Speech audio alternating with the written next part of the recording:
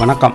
வாங்க இன்னைக்கு நம்ம சேனலில் நெத்திலி கருவாடு ஃப்ரை அப்புறம் ரசம் இதோட காம்பினேஷன் எப்படி செய்கிறதுங்கிறத பார்க்கலாம். இப்போ நல்லா நெத்திலி கருவாடை நம்ம வாஷ் பண்ணி எடுத்துக்க போகிறோம்.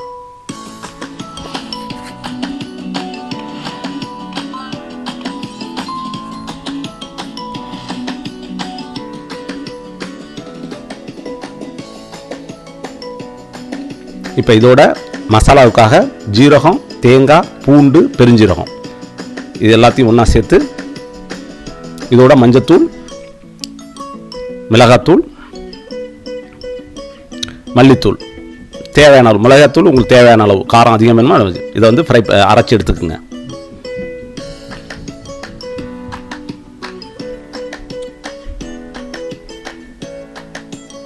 இப்போ பேனில் நல்லா நிறைய எண்ணெயை ஊற்றிட்டு அலசி வச்சுருக்க கருவாடை இப்போ வந்து அதில் சேர்த்துருங்க. எண்ணெய் காஞ்ச பிறகு அதோடு சேருங்க.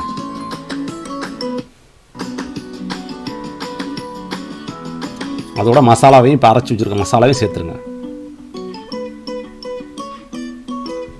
உங்கள் கருவாடில் ஆல்ரெடி சால்ட் இருந்துச்சுன்னா சால்ட் கம்மியாக போட்டுக்குங்க. இல்லைன்னா சில நேரத்தில் கருவாடில் சால்ட்டே சேர்க்க வேண்டியது இருக்காது, பார்த்துங்க. பேஸ்ட் ஆன் யுவர் கருவாடு. இப்போ இதில் என் கருவாடில் வந்து இப்போ சால்ட் இல்லை, அதனால நான் உப்பு சேர்த்துருக்கேன். இப்போ நல்லா வதங்கி வந்தோன்னா உப்பு சேர்த்துக்குங்க. 10 மினிட்ஸ் தான் அதில் போட்டு 10 மினிட்ஸ் கூட டைம் இருக்காது. அதோட பெப்பர் கொஞ்சோண்டு சேர்த்துருக்கேன் நான். இப்போ நல்லா இப்போ இதை ஃப்ரை பண்ணிடுங்க. 10 மினிட்ஸ்க்கு மேலே ஃப்ரை பண்ண தேவையில்லை, எல்லாம் ரெடி ஆகிடும். இப்போ பாருங்கள், உங்களுக்கு கருவாடு ரெடி ஆகிட்டு. ஸோ இதை சாப்பிட்றதுக்கான இப்போ ரசம் எப்படி செய்ய போகிறோங்கிறத பார்க்கலாம் வாங்க.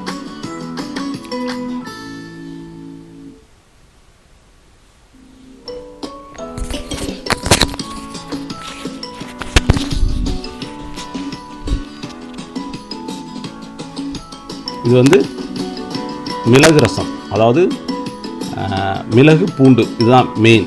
ஜீரகம், மிளகு, பூண்டு இதுதான் மெயின். இது இன்க்ரீடியன்ட்ஸ். அது கூட பட்டை மிளகாய் எடுத்துருக்கேன். புளியை ஊற வச்சுருக்கோம். புளியை கரைச்சி அதோட பூண்டை நச்சு சேர்த்துருக்கேன்.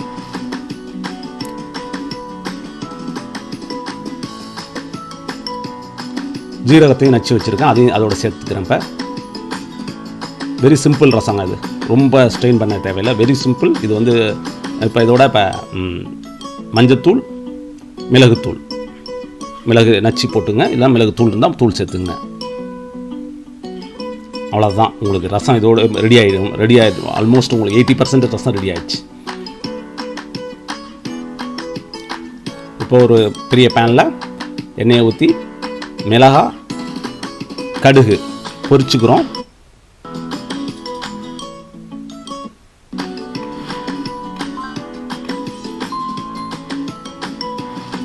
நல்லா பொரிஞ்சு வந்தோன்னே இப்போ நம்ம கரைச்சி வச்சுருக்க புளி அந்த எல்லாத்தையும் சேர்த்த மிக்ஸை எடுத்து நம்ம இதில் சேர்த்துறோம். அதான் ரசத்தை இதில் சேர்த்துடலாம்.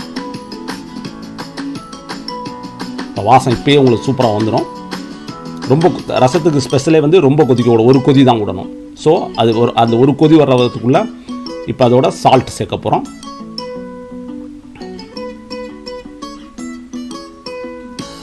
பெருங்காயம் எஸ்பெஷலி பெருங்காயம்.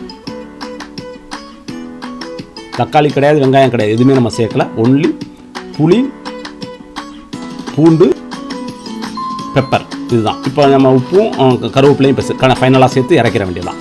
ஒரு கொதி விட்டோன்னே இறக்கிடுங்க. ரொம்ப கொதிக்கக்கூடாது. கொதிச்சோன்னா டக்குனு உடனே இறக்கிற வேண்டியதான். இந்த ரசம் செய்கிறது உங்களுக்கு 5 to 10 மினிட்ஸ். அதேமாரிக்க உங்களுக்கு நம்ம கருவாடு செய்கிறதுக்கு 5 to 10 மினிட்ஸ். ரொம்ப சூப்பரான கருவாடு ரசம் செஞ்சு பாருங்கள். ரொம்ப சூப்பர் காம்பினேஷனுங்க. இதை அடிச்சுக்கிறதுக்கு வேறு எதுவுமே கிடையாது. வீட்டிலே ஈஸியாக செஞ்சுட்டு ரொம்ப சூப்பராக சாப்பிட்றதுக்கான ஒரு சிறந்த சாப்பாடுன்னு நான் சொல்லுவேன். செஞ்சு பாருங்கள். என்ன கருவாடு ரசம் சூப்பரா? வாவ், சாப்பாடு சூப்பர்.